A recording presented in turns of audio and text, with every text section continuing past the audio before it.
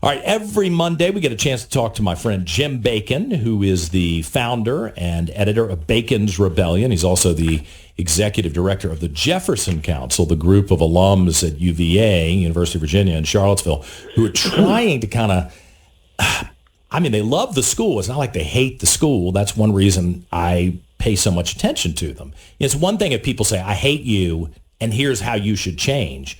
It's another thing if people say, I love you, and here's why I think you should change and how you should change, And that's important to know whether somebody cares about you and wants you to be successful, and that's what motivates what they're doing, or whether it's really hatred, whether it's UVA or whether it's Virginia or the United States of America. That's an important thing to take note of. And with Jim, who's an alum, he loves the school, and that's why he's spending so much time. So I took notice of two stories on baconsrebellion.com, one of them about no more legacy admissions in Virginia, that the General Assembly seems intent on doing that. Apparently, Governor Youngkin has said he'll sign the bill. I would have voted no. I think that there's a very real reason to have legacy admissions as long as the baseline is not deteriorating the academic standards.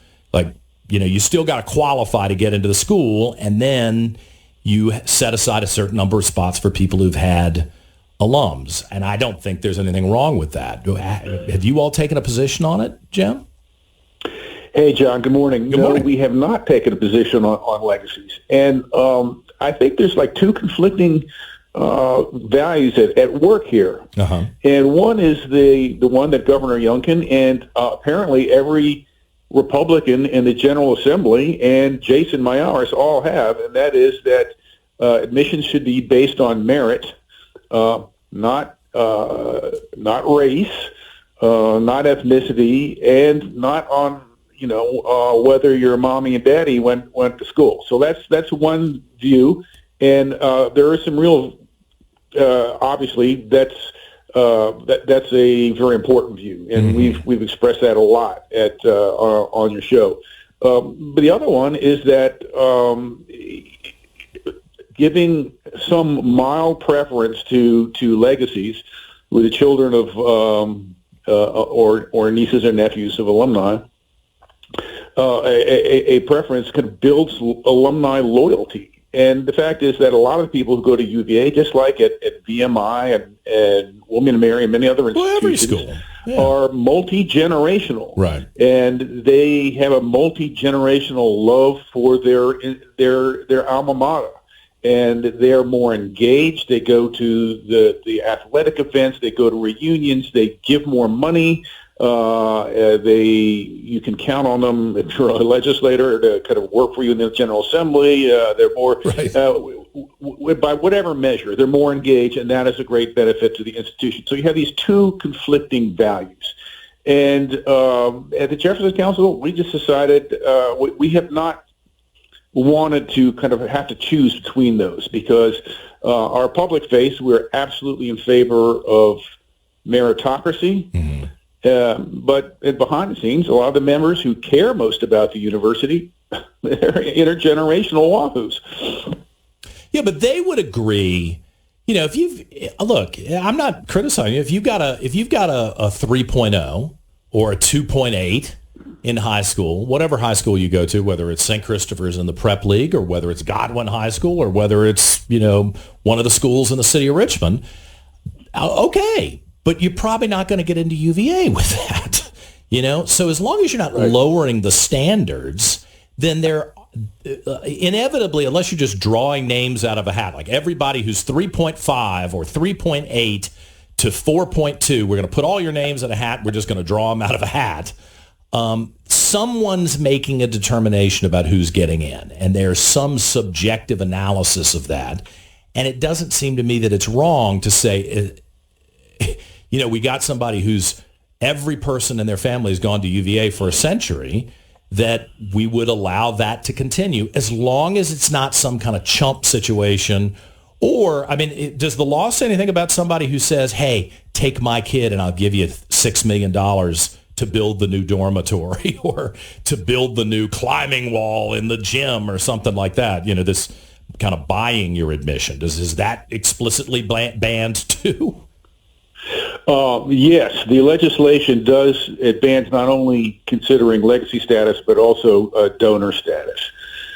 So, I mean, I think it rubs a lot of us the wrong way to say that to think that someone can buy their kid away into any university. And look, it's tough, John. I mean, but there's two competing values here. I mean, and which one outweighs the other? We haven't had that debate. Will they admit based on the demographic? I mean, no, there's not going to be racial admission, but will they say, okay, it's a Richmond City school, so we're going to take the person who's got a 3.6 from the Richmond City school ahead of the person who's got a 3.9 at St. Christopher's, who's a legacy? Is that kind of subjective judgment? Admissions is a black box, John. We don't have a clear idea at all. Of how it works. I mean, you've got a set of criteria, like 17 criteria, everything from academic standing, grades, and things like that, to character and just a variety of non-academic things. And so they have that on paper. But once you how does it work in actual principle when you have 57,000 or whatever the number is applications, and you've got to winnow it down to just a handful? And of course, the first thing is SAT, which I guess they don't use anymore, and GPA. Not mandatory, right? Yeah, SAT and GPA. And then how do you grade account for the difference between, say, a deep run high school or collegiate high school on the one hand, and an inner city high school where the academic standards and the meaning of an A are totally different. So how do you weigh that? How do you weigh the value of adversity and grit? Someone, who comes from a really poor family and a broken family and just through sheer diligence and will manages to be successful. I mean, how do you weigh those things? Do they do in-person interviews? And they narrow it down. They can't possibly do all of them. 50,000. No. But when you get down to the once you winnowed out the obvious non-performers, non-candidates, then they do. Yeah, I mean, I can imagine that there'd be a young person from, let's just say, the city of Richmond schools, not well respected. I'm sorry to say, I hate that, but that's just the truth. And the quality of the education, I think everybody agrees, is not solid, is not good. I regret that. I think that stinks. So that's on LeVar Stoney and his school board and his superintendent to fix that.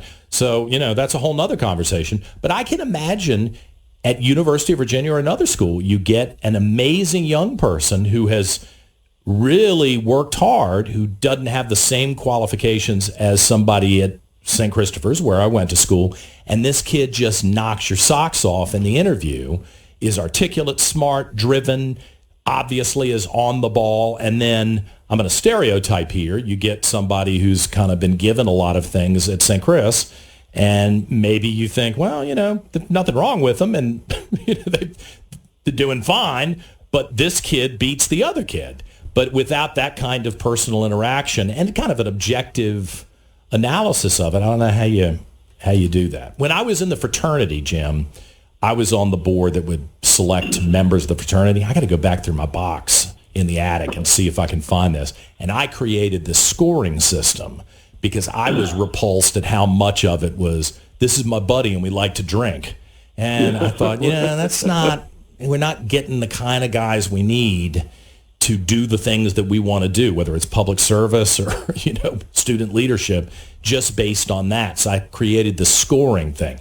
Everybody hated it and hated me for bringing it up, but we used it. It was actually pretty good. I mean, it winnowed out the just guys who wanted to drink, and you can still be friends with them, but we didn't necessarily need them in the frat. I just wonder, at some point you got to get to that in admission, I would think. Admission. Yeah. One last point I would make, John, is that in our analysis, that is, UVA has almost eliminated legacy as a factor anyway. I mean, higher ed has been moving in that direction. Higher ed is very kind of liberal and progressive, and they're not inclined to particularly appreciate any kind of white privilege and as legacies are stereotyped as being all white. Although, so it was a marginal factor, but it was considered in a rating of very important and a factor to be considered. Pretty low. Of 17 factors, it was only a factor to be considered. So it was really minor, and it really didn't have. Maybe it pushed someone who was just on the edge. Maybe pushed them over, but it wasn't significant. Yeah, I think they're also trying to destroy the whole family generational thing here, but that's a whole nother conversation. That's my conspiracy theory for the left. Hey, Jim Bacon from baconsrebellion.com. Thank you. Always appreciate it. Thank you, John. All right, 8:49 on this Monday. We're back with more in a moment on News Radio WRVA.